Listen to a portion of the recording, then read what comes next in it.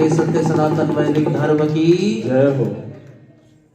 आर्य जगत के उद्भट विद्वान पूरे भारतवर्ष में घूम घूम करके जो वेदों का प्रचार प्रसार करते हैं, ऋषिवर दयानंद जी महाराज की उन मान्यताओं को जन जन तक पहुंचाने का कार्य करे स्नेहिल व्यक्तित्व, आदर और सम्मान के योग्य आचार्य सुश्रुत जी श्याम श्रमी, मुझसे पहले जिनके आपने बहुत सुंदर भजनों को सुना, हमारी छोटी बहन तनु आर्या, भाई अमित जी, आदरणीय श्रीमान जगदीश जी, भाई गोविंद जी, समाज के समस्त पदाधिकारीगण, आज के समस्त यजमान, सम्मुख बैठे सभी आर्यभद्र पुरुषों, वंदना एवं पूजा की योग्य मातृशक्ति प्यारे बच्चों, काफी लंबे समय से आप बैठे हैं, तो आइए अपने जीवन में हम अपने जीवन में उन्नति पाने के लिए क्या कर्म करें, कैसे चले, क्या करना चाहिए अथवा क्या नहीं करना चाहिए, इन सभी बातों को इस 3 दिवसीय कार्यक्रम में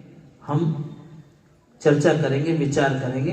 इसका एक योजनाबद्ध तरीके से जो है इन क्रियाओं को, इन कर्मों को आगे बढ़ाने के बारे में विचार विमर्श करेंगे। हम सभी ने मिलकर के सृष्टि का सर्वश्रेष्ठ कर्म, जिसको सब जने बोलते हैं, विद्वान लोग बोलते हैं, वो क्या है जी? यज्ञ जिसको बोलते हैं। कुछ लोग यज्ञ बोलते हैं, कुछ लोग यज्ञ बोलते हैं। तो सृष्टि का सर्वश्रेष्ठ कर्म हम सभी ने मिलकर के ये यज्ञ किया है, उसके उपरांत ये सभा उपस्थित है।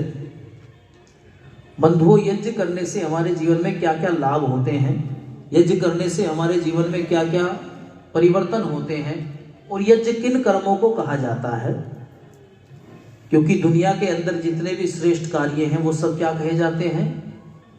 यज्ञ। अच्छा, यज्ञ करने से सुख मिलता है कि दुख मिलता है? क्यों जी? जोर से बोल दो एक बार, या कोई इसमें भी विचार करने की आवश्यकता? सीधी सी बात है, यज्ञ का माने सुख, आनंद। व्यक्ति यज्ञ क्यों करता है? ताकि उसको आनंद मिल सके, ताकि उसको सुख मिल सके, ताकि जीवन में एक आनंद की फुहार हो, जीवन के अंदर एक विशेषता बन जाए, अलग से चमके। जो याज्ञिक होते हैं वो अलग चमकते हैं, क्यों जी? चमकते ही नहीं। जो याज्ञिक होते हैं वो अलग चमकते, जिनका याज्ञिक जीवन होता है, यज्ञमय जीवन होता है, वो जीवन के अंदर कभी पतन को प्राप्त नहीं होते। इसलिए अगर आप सुख चाहते हैं, क्या चाहते हैं? तो जी ऐसा भी कोई ग्राहक है कि जो दुख का ग्राहक हो? दुनिया में ऐसा कोई मिलेगा जिसे ये चाहिए कि नहीं भैया मुझे तो बस दुख चाहिए, मुझे सुख नहीं चाहिए? दुख कोई नहीं चाहता, सब क्या चाहते हैं? सुख चाहते हैं। तो इसलिए सुखों को प्राप्त करने के लिए क्या करना पड़ेगा? सुखस्य मूलम धर्म, धर्म करना पड़ेगा। यज्ञ आदि शुभ श्रेष्ठ कार्यों से जुड़ना पड़ेगा। महर्षि दयानंद जी महाराज कहते हैं कि सब विद्वान नहीं हो सकते। क्या जी? सब विद्वान हो सकते हैं क्या? सब विद्वान तो नहीं हो सकते, परंतु हाँ धार्मिक सब हो सकते हैं। इसलिए हमारे अंदर अगर विद्या के साथ साथ, विद्वान होने के साथ साथ अगर धार्मिकता नहीं है तो वो विद्वान होना भी उचित नहीं होता, वो भी फिर सफलतापूर्वक अपना जीवन नहीं जी सकते। इसलिए विद्वान भी हो और धार्मिक भी हो, और धार्मिक लगभग सब हो सकते हैं लेकिन विद्वान सब, ये ऋषि कहते हैं। इसलिए आइए, अगर हमें सुख चाहिए तो क्या करें? मेरे साथ कुछ पंक्तियां मिल करके बोले, बच्चे भी बैठे हैं गुरुकुल के, ब्रह्मचारिणी ब्रह्मचारी।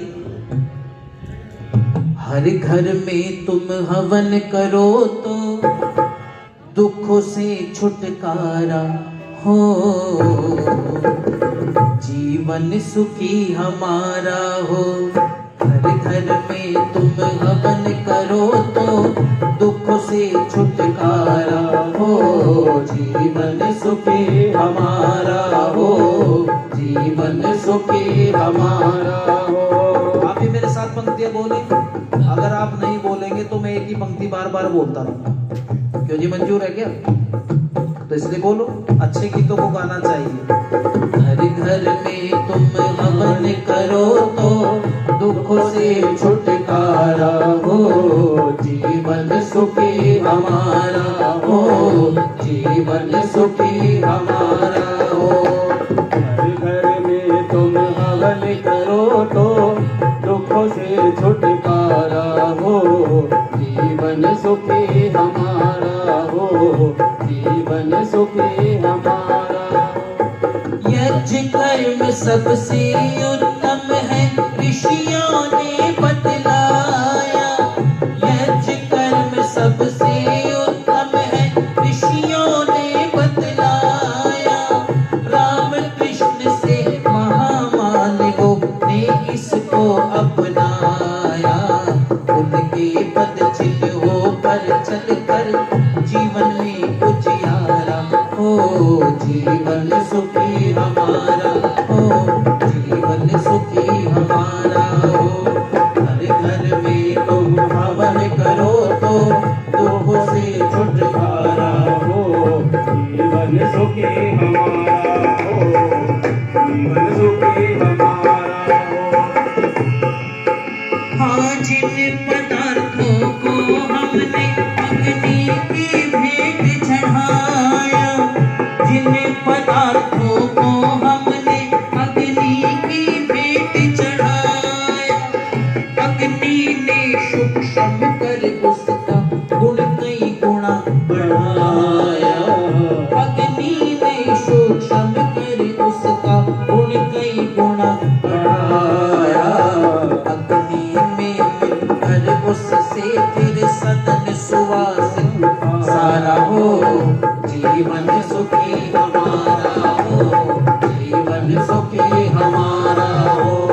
हर घर में तुम हवन करो तो दुख से छुटकारा हो, जीवन सुखी हमारा हो, जीवन सुखी हमारा हो। हाँ, पावन परम सुगंधि यज्ञ की दूर दूर तक जाए। पावन परम सुगंधि यज्ञ की दूर दूर तक जाए। कहाँ कहाँ तक जाती है पता नहीं चल पाए। गुप्तदान की, यह गुप्तदान और गुप्तदान महाकल्याण। गुप्तदान महाकल्याण, जो नाम लेकर के पहले हमारे बड़े बैठे हैं जानते हैं। पहले अगर किसी व्यक्ति को नाम पूछते थे तो कहते जी नाम तो ईश्वर का। और कुछ लोग ऐसे हैं जो गुप्तदान लेकर के ये इदम नमम है। और कुछ कहते हैं कि नाम एक आध बार लिस्ट में ना भूले, अरे भैया मैंने दिया था, मेरा नाम तो बोला। इसलिए निष्काम कर्म जो योगेश्वर कृष्ण गीता में कहते हैं वो यही इदम नमम ही तो है।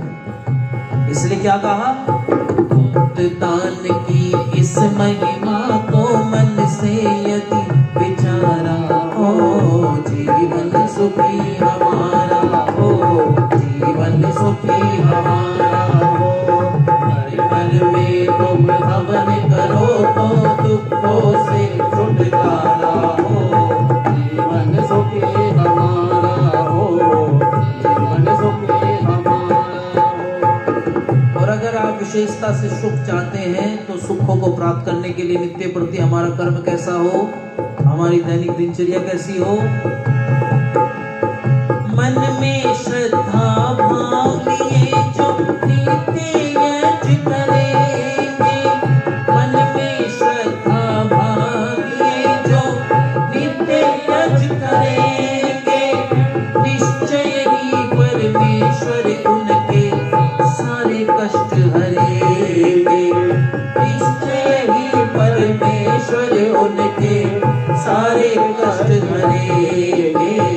मधुर गुणों से, मधुर गुणों से अपने को यदि हमने स्वयं संवारा हो, जीवन सुखी हमारा हो, जीवन सुखी हमारा हो। हर घर में तुम हवन करो तो दुखों से छुटकारा हो, जीवन सुखी हमारा हो, जीवन सुखी हमारा हो, जीवन सुखी हमारा हो, जीवन सुखी हमारा बोलिए महर्षि दयानंद जी महाराज की जय हो।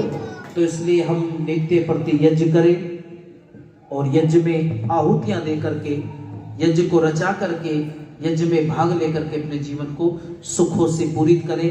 तो इसलिए इस 3 दिवसीय कार्यक्रम में आज जितनी संख्या है उससे अधिक संख्या में आप कार्यक्रम की सभाओं में आने का प्रयास करेंगे, जिससे अधिक लाभ लोगों को प्राप्त हो।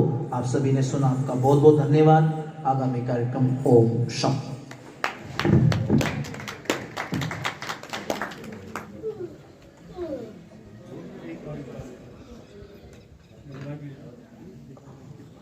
बहुत बहुत धन्यवाद आप दोनों का, बहुत ही सुंदर ईश्वर भक्ति का और यज्ञ के ऊपर बहुत सुंदर भजन रखा आपने देखा।